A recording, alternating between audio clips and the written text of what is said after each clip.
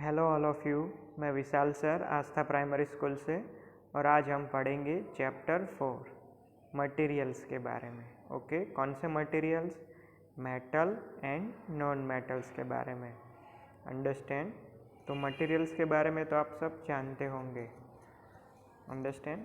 तो इसमें हमने हमारे आसपास बहुत सारे तरह के मटेरियल्स होते हैं। तो वो मटेरियल किससे बनते हैं?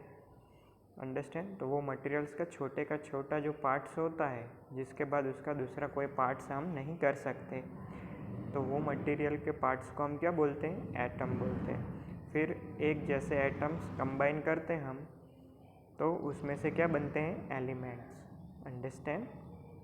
एलिमेंट्स।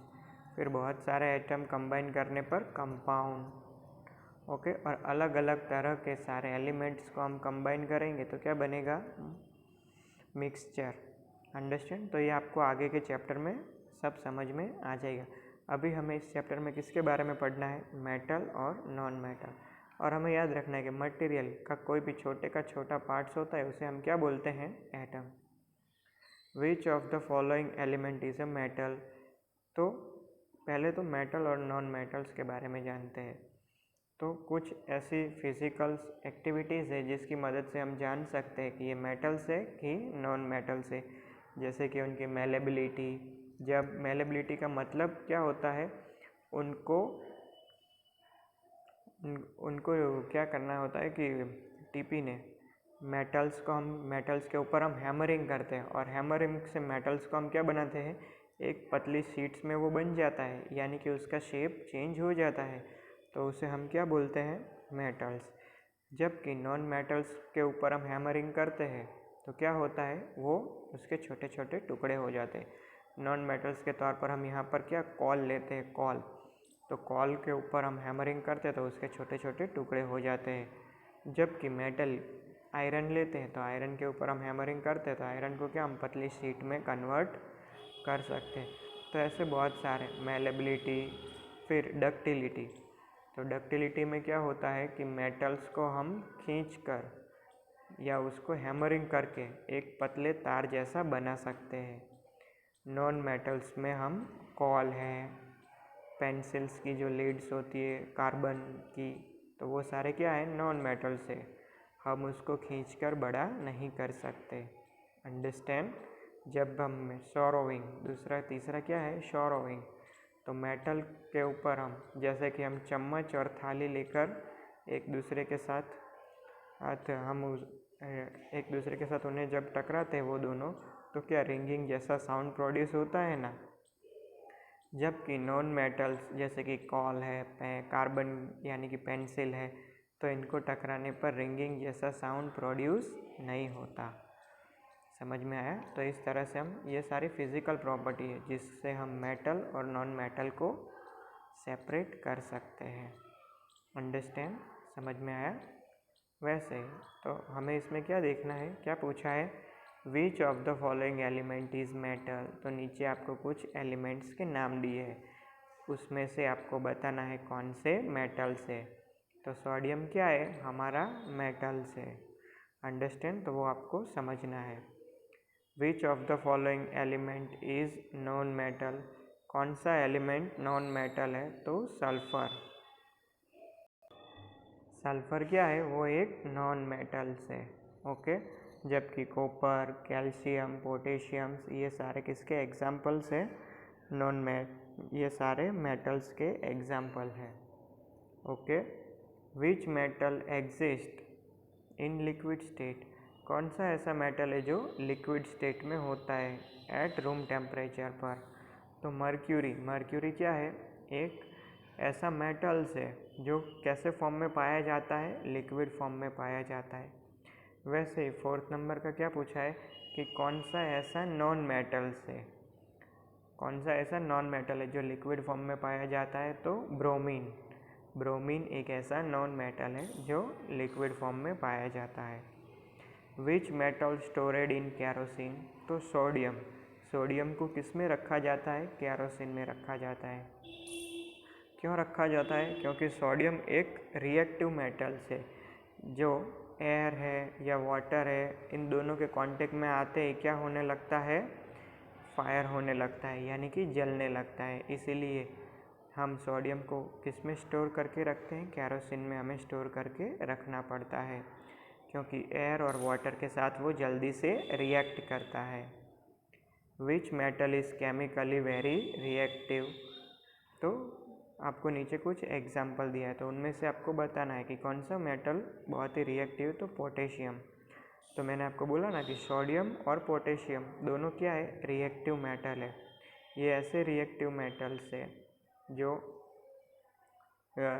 इनको हम क्या इजीली नाइफ की मदद से भी काट सकते हैं, जैसे कि आयरन है, एल्यूमिनियम है, कॉपर है। इन सबको हम नाइफ की मदद से नहीं काट सकते, लेकिन सोडियम और पोटेशियम दो ऐसे क्या है? दो ऐसे मेटल्स है जिसको हम सॉफ्ट मेटल है जिसको हम नाइफ की मदद से काट सकते हैं। समझ में आया? तो पोटेशियम भी क्या है? एक रिएक्टिव मेटल्स है। ओके। फिर which metal can be easily cut by knife?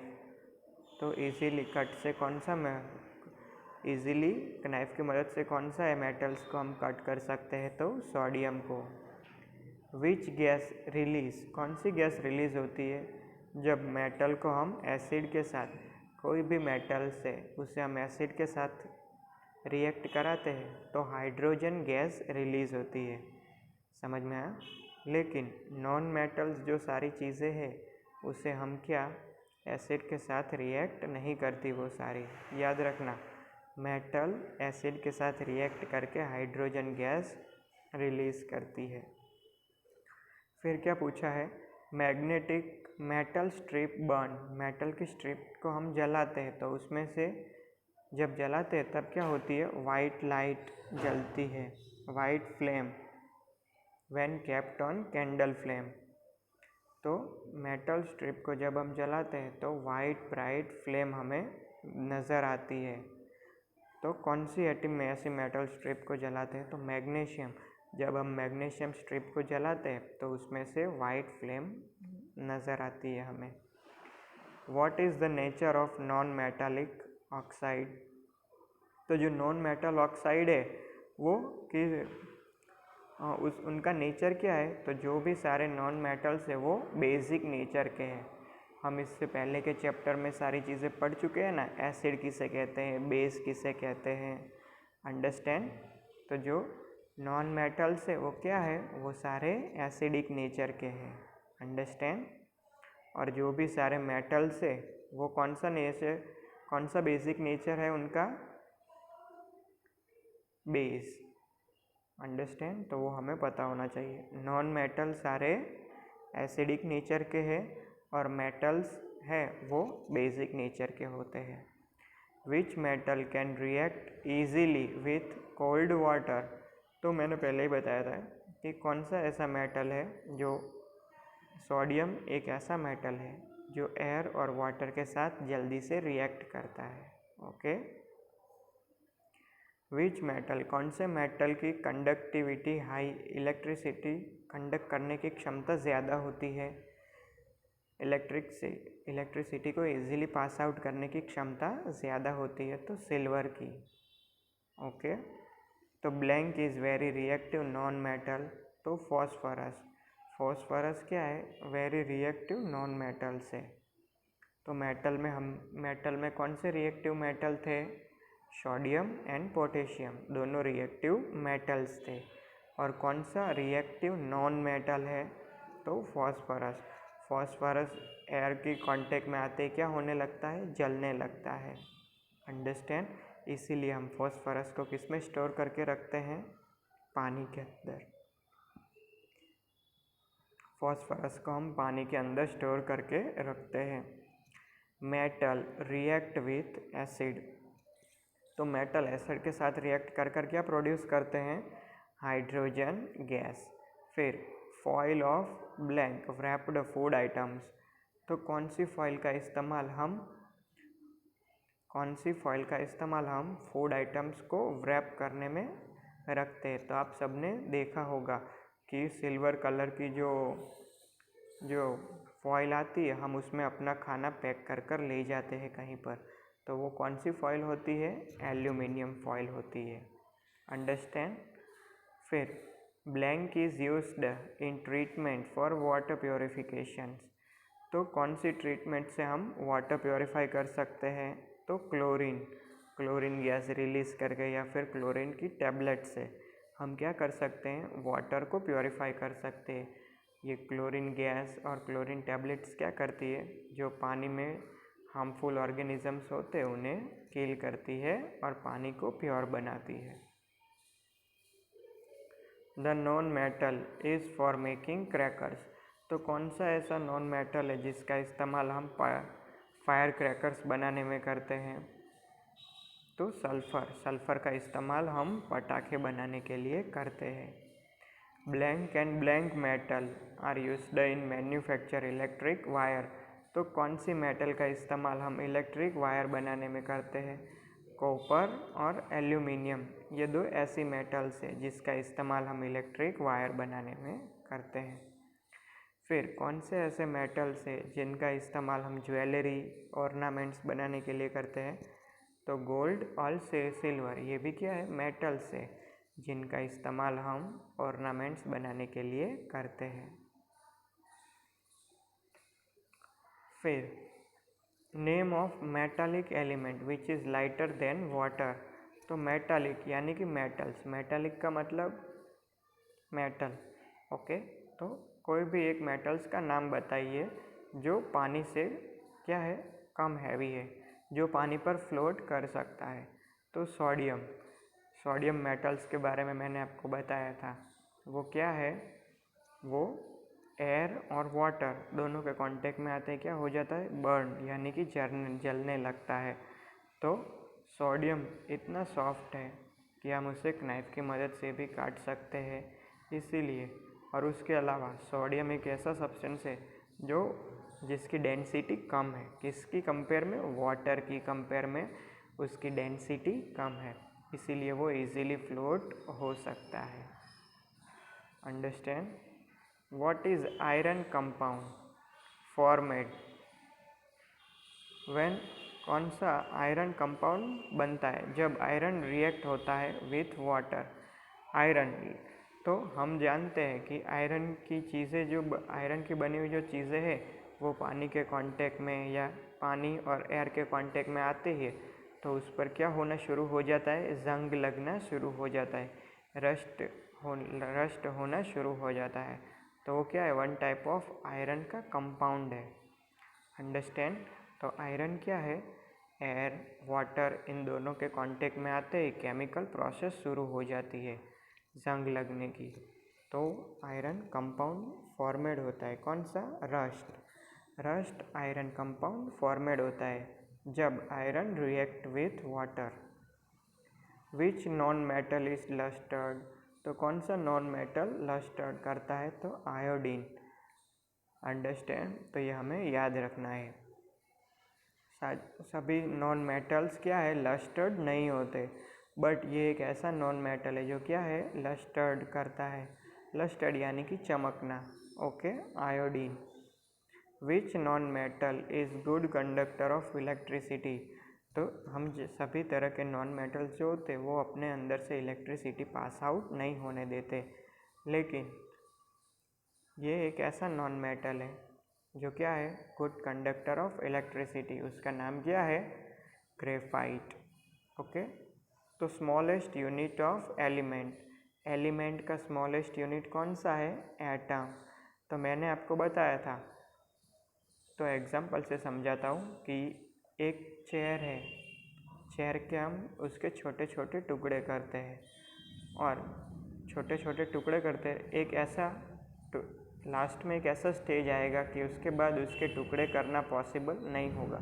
तो वो जो पार्ट है लास्ट का, तो वो क्या है? हम उसे एटम बोलते हैं। और वैसे ही एटम्स को हम कंबाइन करते हैं, दो से ज़्यादा एटम्स जब कंबाइन होते हैं तो हम उसे क्या बोलते हैं? एलिमेंट। तो एलिमेंट का स्मॉलेस्ट यूनिट को हम क्या बोलेंगे? Atom. What is produce when sulphur react with oxygen? जब सल्फर ऑक्सीजन के साथ रिएक्ट करता है तो क्या प्रोड्यूस होता है? सल्फर डाइऑक्साइड गैस प्रोड्यूस होती है। What is the property of metal? Metals की क्या प्रॉपर्टी होती है जिससे what is the property of metal?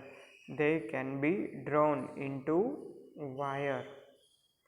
तो यहाँ पर कौन सी ऐसी प्रॉपर्टी है जिससे हम क्या कर सकते हैं, वायर बना सकते हैं? तो डक्टिलिटी का मतलब मैंने आपको समझाया था ना कि ये एक ऐसी प्रॉपर्टी है जिसमें हम हैमरिंग करके या फिर खींच कर मेटल्स को वायर के फॉर्म में बनाते हैं।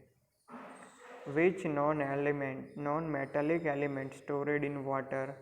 तो मैंने आपको बताया था कि फॉस्फोरस एक ऐसा नॉन मेटल है जिसको हम कहाँ पर स्टोर करते हैं, पानी में स्टोर करते हैं, क्योंकि वो एयर के कांटेक्ट में क्या करता है, रिएक्ट करना शुरू कर देता है, इसलिए। Which metal can thin wire drawn? कौन से मेटल को हम वायर के खींच कर या हैमरिंग करके वायर्स बनाते हैं? तो कॉपर है, एल्यूमिनियम से। तो हम जानते हैं इनका इस्तेमाल हम वायर्स बनाने में करते हैं। Which metal foil used for decorating sweet? तो स्वीट्स को डेकोरेट करते हैं। हम बाज़ार में जाते हैं स्वीट्स खरीदने, तो आप जानते हो कि स्वीट्स के ऊपर सिल्वर कलर जैसा कुछ लगाया हुआ होता है, तो वो क्या होती है, एल्यूमिनियम की फॉइल लगाई हुई होती है। अंडरस्टैंड? स्वीट को डेकोरेट करने के लिए किस फॉइल का इस्तेमाल किया जाता है, एल्यूमिनियम। विच एल्यूमिनियम, आयरन और copper is most reactive metal? तो आपको 3 नाम दिए हैं, एल्यूमिनियम, आयरन और कॉपर। तो इनमें से सबसे ज़्यादा रिएक्टिव मेटल कौन सा है, एल्यूमिनियम है, याद रखना सब। What is the iron element found in our body? तो हमारी बॉडी में आयरन एलिमेंट कहाँ पर मिलता है, तो हीमोग्लोबिन में। हम आगे के स्टैंडर्ड में पढ़ चुके हैं कि हीमोग्लोबिन कहाँ पर होता है, हमारे ब्लड में। और आयरन कहाँ पर देखने को मिलता है, तो हमारे ब्लड के हीमोग्लोबिन में। ओके। नॉन मेटल्स रिएक्ट करते हैं एसिड के साथ, तो रॉन्ग। नॉन मेटल एसिड के साथ रिएक्ट नहीं करते। Only metal react with acid and produce hydrogen gas. Sodium is very reactive metal, right. वो एयर और वाटर के कांटेक्ट में आकर क्या होने लगता है, बर्न होना शुरू कर देता है। Copper displace zinc, copper displace करता है जिंक को फ्रॉम जिंक सल्फेट सॉल्यूशन से, तो रॉन्ग। कॉपर ज़्यादा रिएक्टिव मेटल नहीं है जिंक की कंपेयर में। जिंक ज़्यादा रिएक्टिव मेटल है, इसलिए कॉपर उसे डिस्प्लेस नहीं कर सकता। Understand? Bromine is a liquid metal. Bromine liquid है लेकिन मेटल नहीं है, वो एक नॉन मेटल है bromine. Wire can be drawn from sulphur, तो वो तो सल्फर क्या है, वो तो एक नॉन मेटल है। ओके। जबकि नॉन मेटल्स को हम हैमरिंग करके या फिर खींचकर वायर के फॉर्म में कन्वर्ट नहीं कर सकते। Okay. Metals possess the property of malleability, तो राइट आएगा। सभी मेटल्स को, जैसे कि मैंने आपको बताया, एल्यूमिनियम है, आयरन है, कॉपर है। ओके। तो ये सारे क्या है, मेटल्स है। तो हम इन सबको हैमरिंग करके कोई अलग थिन शीट में कन्वर्ट कर सकते हैं, तो उसे हम क्या बोलते हैं, उनकी मेलेबिलिटी। ओके। तो राइट आएगा, शायद किया नहीं है, तो आप सब ये 6 का आंसर राइट कर देना। Potassium is a very reactive metal. हाँ, तो सोडियम और पोटेशियम दोनों क्या है, रिएक्टिव मेटल है। फिर क्या बोला है कि copper displace iron, copper displace करता है आयरन को फ्रॉम आयरन सल्फेट से, सॉल्यूशन ऑफ आयरन सल्फेट से, तो wrong. Copper displaces iron from the iron solutions. यहाँ पर कुछ मिस्टेक्स है आंसर में। तो यहाँ क्या पूछा है कि जो आयरन सल्फेट का सॉल्यूशंस होता है उसमें से कॉपर डिस्प्लेस होता है। तो हमें पता है सबसे रिएक्टिव मेटल कौन सा है, जिंक। फिर उसके बाद कौन सा आएगा, आयरन, और लास्ट में क्या आएगा, कॉपर। कॉपर क्या है, कम रिएक्टिव मेटल से, तो इधर आंसर आएगा ट्रू। ओके, आयरन सल्फेट क्या होता है, आयरन सल्फेट में कॉपर डिस्प्लेस होता है, आंसर आएगा राइट। 8 का आंसर इधर रॉन्ग है, लेकिन आप राइट कर देना। Okay, give the name of 4 non metals, हमें नेम देने हैं 4 मेटल्स, 4 नॉन मेटल्स के। तो कार्बन है, सल्फर है, फॉस्फोरस है और आयोडीन, ये 4 एग्जाम्पल है नॉन मेटल के। Give the name of 4 non metals which are in gaseous form, तो गैसियस फॉर्म वाले नॉन मेटल्स के नाम, oxygen, hydrogen, nitrogen and chlorine, ये सारे क्या है, गैसियस फॉर्म में नॉन मेटल्स है।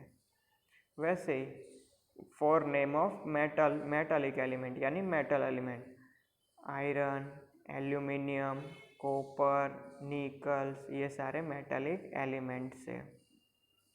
व्हाट इज मेलेबिलिटी, तो प्रॉपर्टी ऑफ मेटल, मेटल की प्रॉपर्टी है जिससे हम दे कैन बी बीटन, हम उन्हें बीटन यानी कि मारकर, उनके ऊपर हैमरिंग करके उनको शीट्स में कन्वर्ट, थिन शीट, पतली शीट में कन्वर्ट कर देते हैं, उससे हम उसकी क्या बोलते हैं, मेलेबिलिटी। व्हाट इज फॉर्मेट, क्या फॉर्मेट होता है, अगर हम सल्फर डाइऑक्साइड को डिसॉल्व करेंगे तो क्या बन जाएगा, सल्फर डाइऑक्साइड को, सल्फर क्या है, नॉन मेटल है, मैंने आपको बताया, तो वो किस नेचर का होगा, एसिडिक नेचर का होगा, understand.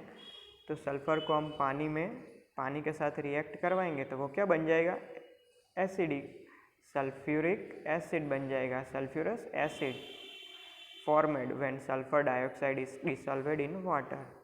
2 metals are used for electric wire, तो इलेक्ट्रिक वायर बनाने में कौन से 2 मेटल का इस्तेमाल करते हैं हम, एल्यूमिनियम और कॉपर, ये 2 ऐसे मेटल्स हैं जिसका इस्तेमाल हम इलेक्ट्रिक वायर बनाने में करते हैं। What is the effect of sulphuric acid on litmus paper, तो सल्फ्यूरिक एसिड, सल्फ्यूरस एसिड पर हम लिटमस पेपर का यूज़ करते हैं तो क्या हो जाएगा, तो एसिड क्या करेगा, ब्लू लिटमस पेपर को रेड में कन्वर्ट कर देगा, अंडरस्टैंड। ब्लू लिटमस पेपर को किस में कन्वर्ट कर देगा, रेड में, क्योंकि सल्फर क्या है, नॉन मेटल है, अंडरस्टैंड। वो एसिडिक नेचर के होते हैं, तो एसिड क्या करता है, ब्लू लिटमस पेपर को रेड। फिर मैग्नीशियम, तो मैग्नीशियम क्या है, मैग्नीशियम ऑक्साइड, वो मेटल है, तो उसमें क्या होगा, वो बेसिक नेचर का होगा, कैसे नेचर का होगा, बेसिक नेचर का होगा, तो उसमें क्या होगा, red litmus paper turn blue. समझ में आया सबको, ओके। तो कुछ लॉन्ग क्वेश्चन आंसर्स देख लेते हैं। तो क्या पूछा है, क्या होगा अगर सल्फ्यूरिक एसिड को हम एल्यूमिनियम के साथ रिएक्ट करवाएंगे तो क्या होगा, तो हमें पता है कि सारे एसिड मेटल के साथ रिएक्ट करके क्या प्रोड्यूस करते हैं, हाइड्रोजन गैस, तो वही देखना है।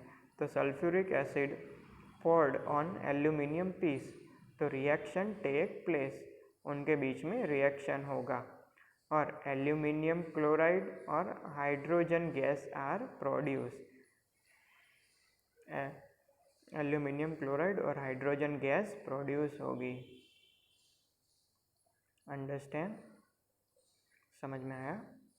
ये नीचे उसका केमिकल इक्वेशन भी दिया है, एल्यूमिनियम हाइड्रोक्लोरिक एसिड से इन दोनों को मिक्स करेंगे तो क्या बनेगा, एल्यूमिनियम क्लोराइड और हाइड्रोजन।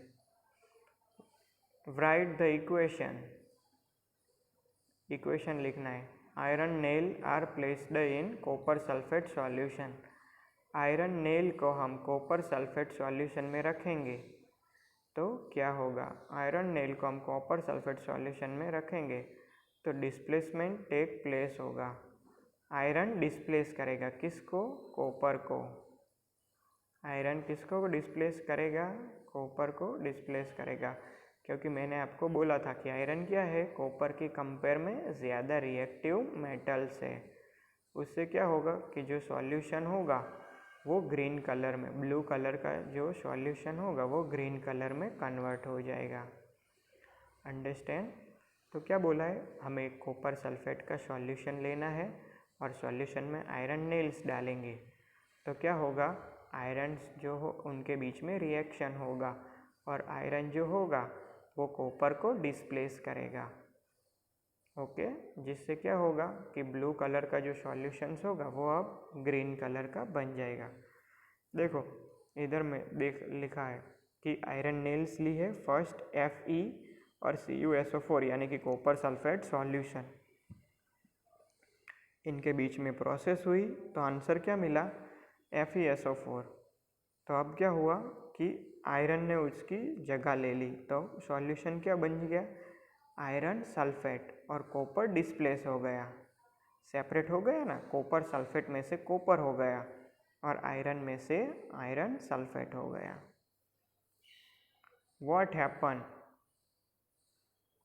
क्या होगा, मैग्नीशियम रिबन को हम हीट करेंगे तो कौन सा केमिकल इक्वेशन के बारे में बताना है। तो जब हम बर्निंग करते हैं मैग्नीशियम की स्ट्रिप को तो वाइट फ्लेम हमें दिखती है और वाइट पाउडर हमें मिलता है, और जो भी ये वाइट पाउडर हमें मिलता है उसे हम क्या बोलते हैं, मैग्नीशियम ऑक्साइड।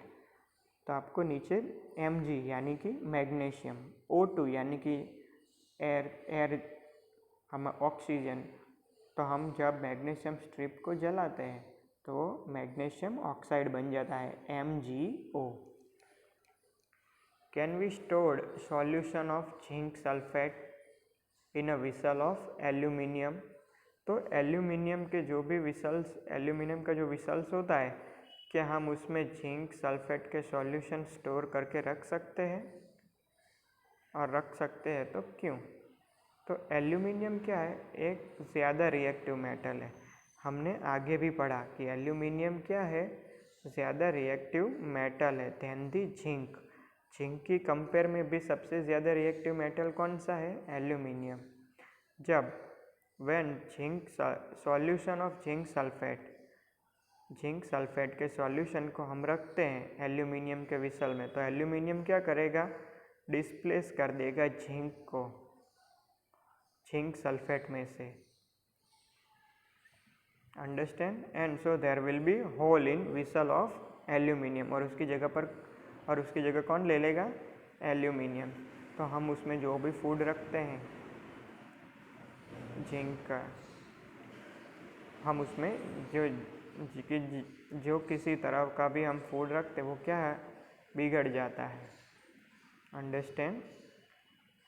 जिंक सल्फेट के सॉल्यूशन मिक्स करके हम कुछ भी रखेंगे, कुछ भी आइटम्स, तो वो क्या हो जाएगी, एल्यूमिनियम उसे डिस्प्लेस कर देगा। तो हमें ये सारी चीज़ें याद रखनी चाहिए। हमें सिंपल इतना याद रखना है, सबसे ज़्यादा रिएक्टिव मेटल एल्यूमिनियम, एल्यूमिनियम से कम रिएक्टिव मेटल जिंक, जिंक से कम रिएक्टिव मेटल आयरन, और आयरन से भी कम reactive metal copper. State the 4 uses of metal, metal के 4 यूजेस लिखिए। फॉर मेकिंग यूटेंसिल, यूटेंसिल्स बनाने के लिए, वासणों बनावा माटे, कॉपर है, एल्यूमिनियम है, आयरन है, तो आ बधा वासणों बने ने एमांथी utensils. For making electric wires, जैसे कि कॉपर है, एल्यूमिनियम है, इनमें से इलेक्ट्रिक वायर्स बनते हैं। Making bridge and building, bridge और बिल्डिंग बनाने के लिए जिंक है, आयरन है, इनका इस्तेमाल होता है। उसके अलावा फॉर मेकिंग शिप, शिप बनाने में, ट्रेन्स बनाने में, सैटेलाइट्स बनाने में सारे मेटल्स का इस्तेमाल होता है। 2 यूज़ लिखने हैं सल्फ़र और फॉस्फरस के। तो फॉस्फोरस से फॉस्फोरस से हम कौन कौन सी चीज़ें बना सकते हैं? मैचस्टिक, एक्सप्लोजन्स, फिर इंसेक्टिसाइड्स इंसेक्ट को मारने की दवा, जंतुनाशक दवा बोलते हैं ना, और फर्टिलाइज़र्स बनाने भी, fertilisers one type of manners खातर बनावा माटे। अंडरस्टैंड। वैसे ही सल्फ़र का इस्तेमाल किस में होता है? एसिड, सल्फ्यूरिक एसिड बनाने में, फिर फायरवर्क्स यानी कि हम पटाखे बनाते हैं ना वो, और फर्टिलाइज़र्स में भी उसका इस्तेमाल होता है। तो क्या पूछा है? Sodium is storeyed in kerosene. तो सोडियम को कहाँ पर स्टोर करके रखा जाता है? केरोसिन में। क्यों? क्योंकि sodium are very reactive metals, वो बहुत ही ज़्यादा रिएक्टिव मेटल है, वो एयर और वाटर के साथ जल्दी से रिएक्ट करता है, इसीलिए हमें उसे किस में रखना पड़ता है? केरोसिन में, क्योंकि वो केरोसिन के साथ रिएक्ट नहीं करता। और सोडियम क्या है? हैवियर होता है, किसकी कंपेयर में? केरोसिन की कंपेयर में। ये याद रखना है, सोडियम हैवियर होता है किसकी कंपेयर में? केरोसिन की कंपेयर में। और सोडियम लाइटर होता है किसकी कंपेयर में? वाटर की कंपेयर में। ओके, तो इसीलिए सो दे सिंक इन केरोसिन, तो वो केरोसिन में सिंक यानी कि डूब जाता है, इसीलिए हम उसे केरोसिन में स्टोर करके रखते हैं। अब फॉस्फोरस को पानी में स्टोर करके क्यों रखते हैं? क्योंकि फॉस्फोरस वो भी एक एक्टिव नॉन मेटल है। फॉस्फोरस रिएक्ट विथ ऑक्सीजन और प्रोड्यूस फॉस्फोरस पेंटॉक्साइड। फॉस्फोरस एक रिएक्टिव नॉन मेटल है जो एयर के साथ कांटेक्ट में आते रिएक्ट होकर क्या प्रोड्यूस करता है? Phosphorus pentoxide. इसीलिए फॉस्फोरस क्या है? फॉस्फोरस हैवियर है किससे?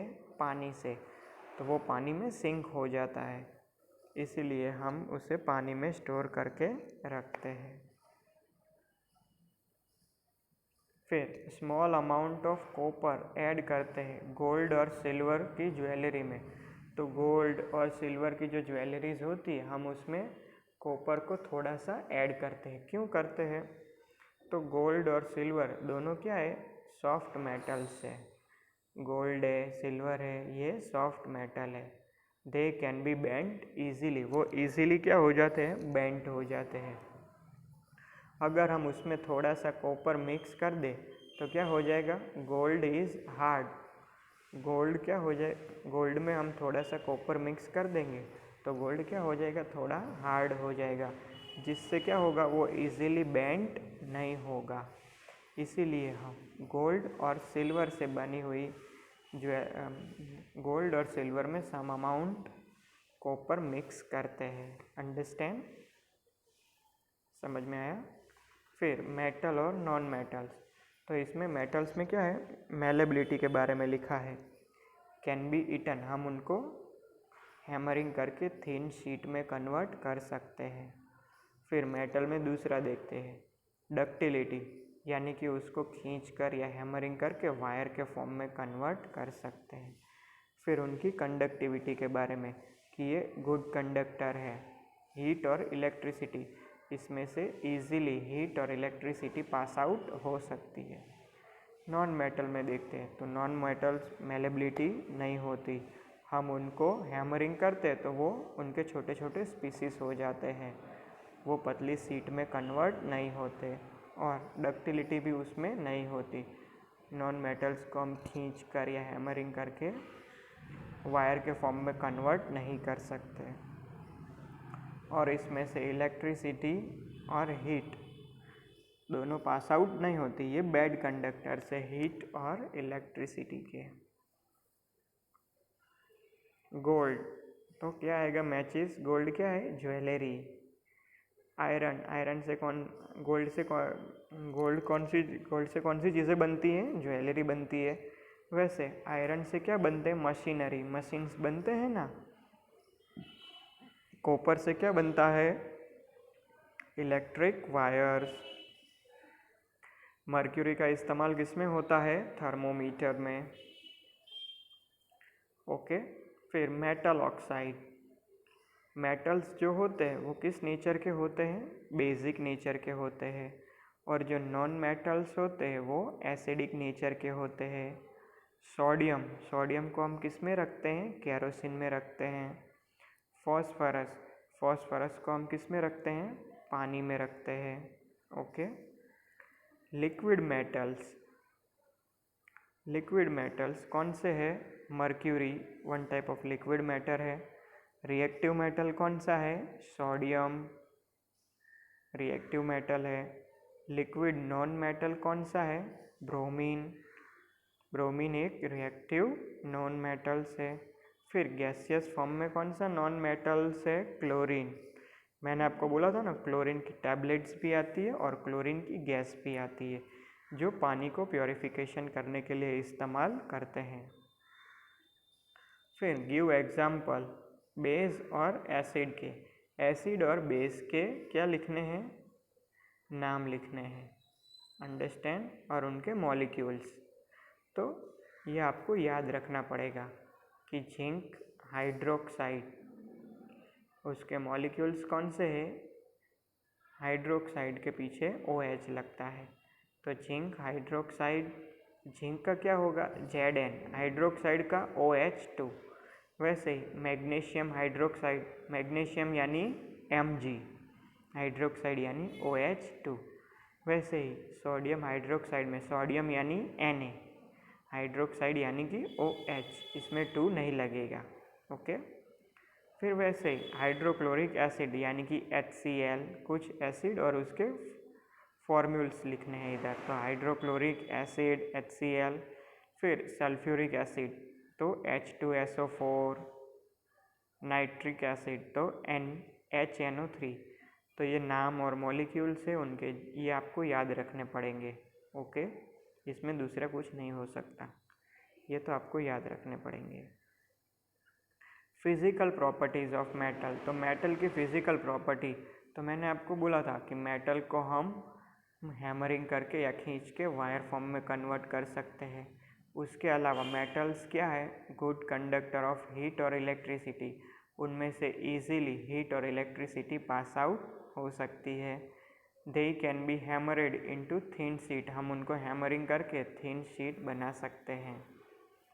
Okay. They can produce ringing sound when beaten, जब हम आयरन की चीज़ के ऊपर बीटन करते हैं या हैमरिंग करते हैं तो क्या होता है? उनमें से रिंगिंग जैसा साउंड प्रोड्यूस होता है। जैसे कि मैंने आपको बोला था ना, स्पून है और डिश को हम एक दूसरे के साथ टकराते हैं तो क्या होता है? बीटन करते हैं तो रिंगिंग जैसा साउंड प्रोड्यूस होता है। और जनरली मेटल्स कैसे होते हैं? हैवी होते हैं और हार्ड होते हैं। मेटल की बनी हुई चीज़ें कैसी होती है? हैवी और हार्ड। तो ये याद रखना है, ये सारी मेटल्स की प्रॉपर्टीज़ है कि हम उसको वायर फॉर्म में कन्वर्ट कर सकते हैं, थिन शीट फॉर्म में कन्वर्ट कर सकते हैं, अंडरस्टैंड। वो एक उनमें से हीट और इलेक्ट्रिसिटी पास आउट हो सकती है, अंडरस्टैंड। और वो कैसे हैं? हैवी है मेटल्स, हैवी और हार्ड होते हैं।